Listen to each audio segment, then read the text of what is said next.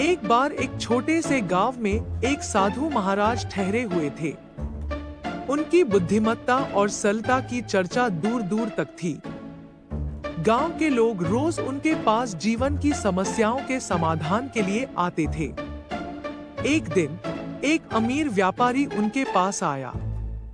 व्यापारी बहुत परेशान था।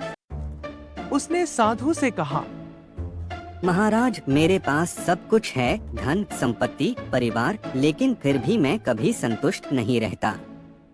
मुझे हमेशा कुछ और चाहिए होता है।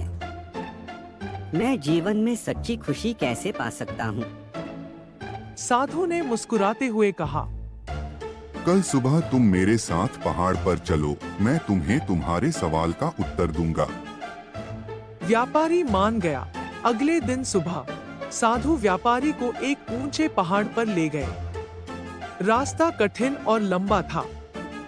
व्यापारी थक कर बार बार रुकने की कोशिश करता, लेकिन साधु उसे आगे बढ़ने के लिए प्रेरित करते रहे।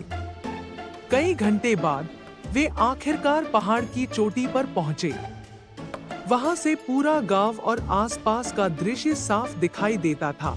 साधु ने व्यापारी से पूछा, अब बताओ, तुम कैसा महसूस कर रहे हो?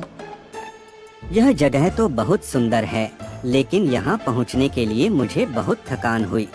साधु ने मुस्कुराते हुए कहा, ठीक यही तुम्हारे जीवन की कहानी है। तुम हमेशा जीवन के किसी ऊंचे लक्ष्य के पीछे भागते हो, लेकिन उस लक्ष्य तक पहुंचने में तुम रास्ते की सुंदरता को नजरअंदाज कर देते हो। असली खुशी जीवन के सफर में छिपी है, न कि सिर्फ मंजिल पर। यदि तुम हर पल को जीना सीख जाओ, तो संतोष और खुशी अपने आप मिल जाएंगे।